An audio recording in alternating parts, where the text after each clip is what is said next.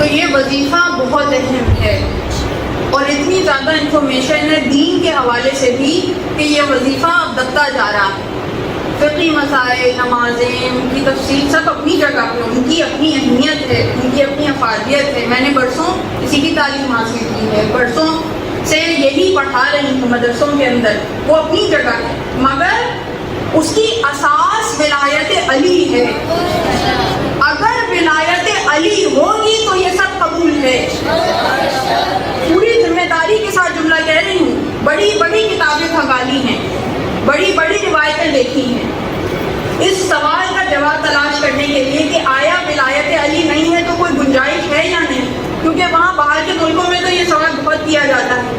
کئی ہوتے ہیں لوگوں کے چاہنے والے، وہ غیر مسلم بھی ہوتے ہیں، کئی ہوتے ہیں کہ جو شیعہ نہیں ہوتے، تو اب وہ بہت ملنا جلنا ہوتا ہے ان سے، تو اب سوال ہوتا ہے بھائی اگر یہ بچ تو سکتے، اتنے اچھے اخلاق کے ہیں، اتنا اچھا اخلاق ہے، ہمارے سے اتنی اچھی طرح ملتے ہیں، تو کچھ تو ان کے لیے بینیفٹ آف ڈاؤٹ ہوگا، کچھ تو راستہ نکل آئے گا۔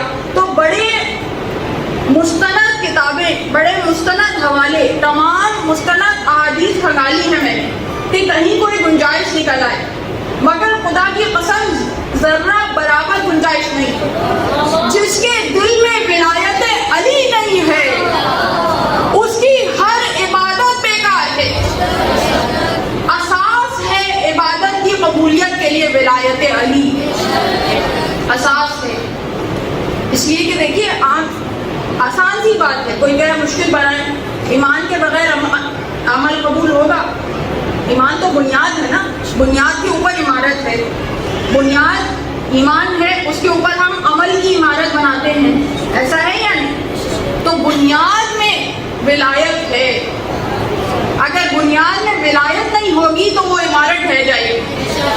تو اگر بنیاد میں ولایت علی نہیں ہے تو عمارت ڈھہ جائے گی، اتنے مراحل گزار ہی نہیں سکے گی، اتنے مرحلے میں، ارے بھائی قبر کا مرحلہ ہے، برزخ کا مرحلہ ہے، اس کے بعد صراط مستقیم ہے، اس کے بعد حشر کا میدان ہے، کہاں تک سنبھالیں گے؟ یہیں کا یہیں رہ جائے گا۔ اس لیے کہ ولایت علی کے بغیر